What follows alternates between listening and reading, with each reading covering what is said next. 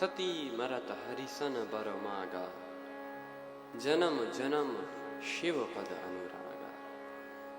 माता सती ने मरते हुए यह वरदान मांगा कि मेरा जन्म जन्म भगवान शिव के चरणों में प्रेम रहे, और उसी कारण से ते ही कारण हिमगिरि ग्रह जाई।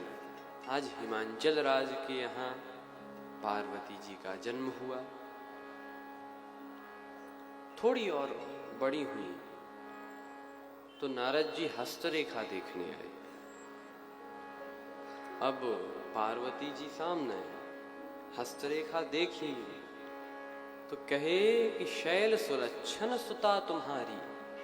हे शैलराज, हे हिमांचल राज, आपकी पुत्री में सभी शुभ लक्षण हैं, लेकिन जोगी जटिल अकाम मन, नगन अमंगल वेश, अस स्वामी यही कहाँ मिलई।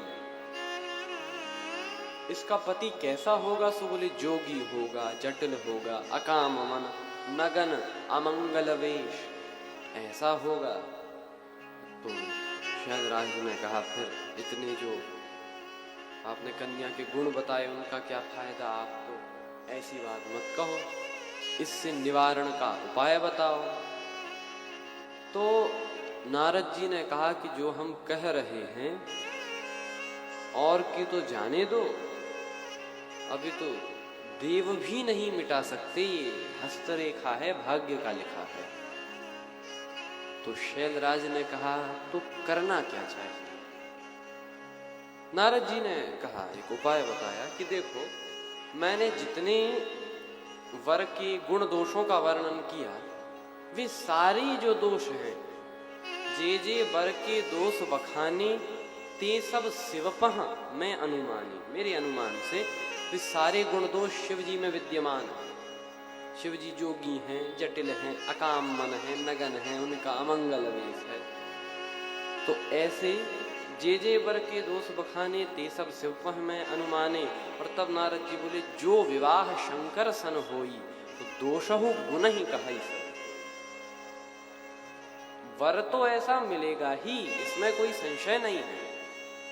कुछ लोग कहते हैं नारद जी ने कहा था नहीं नहीं आप तपस्या कर लो तो अच्छा वर मिल जाएगा, और बाद में फिर शंकर जी मिले, इसीलिए मैना माता नाराज हो गई। मैना माता ने ये समझा, नारद जी तो कह रहे थे कि ये जो मैंने दोषों का वर्णन किया, ये इस कन्या के वर में रहेंगे ही, और ये सारे जो दोष हैं वो शंकर जी में भी हैं। और यदि इस कन्या का विवाह शंकर जी के संग हो जाए तो वो दोष भी गुण बन जाएंगे।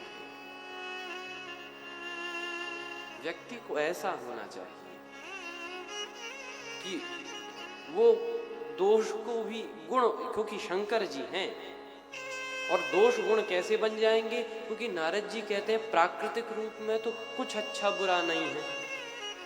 किसने कह दिया कि कोई काम अच्छा है या कोई काम बुरा है? यदि प्राकृतिक रूप में देखें, प्रकृति की दृष्टि से सभी समान है। जो व्यक्ति बिल्कुल अच्छे से जीता है, किसी को परेशान नहीं करता, वो भी मरता है, और जो व्यक्ति सारे गलत काम करता है वो भी मरता है। आप बताओ, प्रकृति की दृष्टि में कोई भी दोष है? कोई भी गुण है? नहीं। ये गुण दोष की परिभाषा हमने ही दी है, और इसीलिए नारद जी कहते हैं कि ये जो दोष हैं उन्हें भी व्यक्ति गुण कहने लगेगा। दोषौ गुण ही कहाई सब कोई, जो विवाह शंकर सन होई। इसीलिए एक काम करो, शंकर जी से विवाह करा दो। क्यों? कहा कि समर्थ को नहीं दोष गुसाई। दोष भी समर्थ के लिए दोष नहीं होता। कैसे? रवि पावक सुरसरी की नाई। रवि अर्थात सूर्य, सूर्य की जो रोशनी होती है वो हर एक जगह पड़ती है, अच्छी जगह भी पड़ती है, बुरी जगह भी पड़ती है। कोई सूर्य को अच्छा बुरा नहीं कहता। सुरसरी, हर एक प्रकार का जल गंगा जी में बहता है, पर सुरसरी को अपनीत न कहाई। गंगा जी को क्या कोई कहता है कि नहीं ये तो अशुद्ध है? गंगा जी में यदि बुरा भी जल दूषित जल भी बह रहा हो तो उसे भी लोग पवित्र मानते हैं। क्यों? समर्थ है। सूर्यदेव समर्थ है। विप्र भी विष्णु भगवान पर कोई दोष नहीं देते, यद्यपि वो शेष की सैया पर सोते हैं। क्यों? समर्थ है। इसीलिए समर्थ को नहीं दोष गुसाई, पर ऐसे ही एक समर्थ भगवान शिव है। तो यदि इनसे विवाह हो जाए तो इनसे कैसे हो? जो तप करई कुमारी तुम्हारी, जो तप करई कुमार तुम्हारे, जो तप करई कुमारी तुम्हारी, जो तप करई कुमार तुम्हारे, भावियों में टी सके त्रिपुरारी, भावियों मेट सके त्रिपुरारी, हाँ भावियों में टी सके त्रिपुरारी, भावियों में टी सके त्रिपुरारी, भावियों मेट सके त्रिपुरारी, भावियों में टी सके त्रिपुरारी, भावियों मेट सके त्रिपुरारी। तो ये जो भावी है इसे शंकर जी मिटा देंगे। अब तो उस दिन पार्वती जी अपने माता पिता को बहुत समझाएं कि हम तपस्या करने जाएंगे। नारद जी तो चल दिए उपाय बताकर, लेकिन हिमांचल राज ने नहीं कहा, सबने, माता पिता ने नहीं कहा। अगले दिन पार्वती जी ने कथा बताई कि मैंने एक सपना देखा, मुनि एक नाम चंद्रमा ओही, लागी दया देखी सो मोही। उन्होंने मुझे समझाया कि बेटी तुम तपस्या करने जाओ। अंत में बहुत समझाने के बाद शैलराज मैना माता भी मान गए। अब पार्वती जी गईं तप करने, और ऐसा घनघोर तप किया कि ब्रह्मा जी को भी कहना पड़ा कि अस तप काहु न कीन भवानी। कैसा तप किया?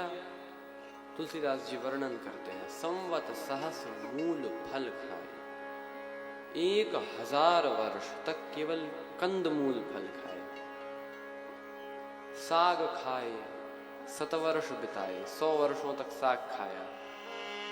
आजकल तो हमारा रहन सहन ऐसा है कि आदमी 100 वर्ष जीता नहीं है, वो 1000 वर्ष तक कंदमूल फल खाकर तप कर रही हैं।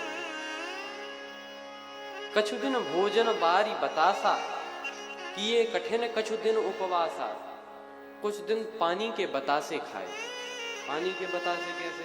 झरना है, जब ऊपर से बहता है तो नीचे गिरेगा तो पानी के बुलबुले उठते हैं, वो नहीं खाया। किए कठिन कछु दिन उपवासा, उनमें भी कुछ दिन उपवास किया, अर्थात कुछ नहीं खाया। बेल पाती मही परई सुखाई, 3 सहस संवत सोई खाई। जो बेलपत्री जमीन पर गिर जाती थी सूख कर, 3000 वर्षों तक तो उसे खाया। पुनि परिहरियु सुखान्यु परना, उमहि नाम तब भयउ अपर्णा। उन सूखे हुए पत्तों को भी खाना छोड़ दिया, तो आज इनका नाम अपर्णा हो गया। अपर्णा माने जिसने पर्ण भी खाना छोड़ दिए, पत्ते भी खाना छोड़ दिए। उमहि नाम तब भयउ अपर्णा। ब्रह्मा जी भी कह दिए ऐसा तप किसी ने नहीं किया। अब पार्वती जी तो यहाँ पर ऐसा घनघोर तप कर रही हैं, और वहां शंकर जी जब से सती जी गई हैं तब से जपहि सदा रघुनायक नामा, जहाँ तहाँ सुनहि राम गुण ग्रामा। भगवान के गुणानुवादों को सुन लेते, यहाँ वहाँ नाम जप कर लेते। यही भगवान श्री राम शंकर जी के हृदय में प्रकट हुए। शंकर जी ने कहा, आहा प्रभु आप प्रकट हुए हैं, मैं तो आपकी ही कथा सुनता हूँ। भगवान ने कहा आज मैं कथा सुनाने आया हूँ। शंकर जी ने कहा वाह भोले। शंकर जी बोले भोले बाबा बोले कि वाह प्रभु, आप कब से कथावाचक बन गए? भगवान ने कहा हम तो जन्म से ही हैं, जन्म लेकर पहला काम यही किया, कथा ही सुनाई। कही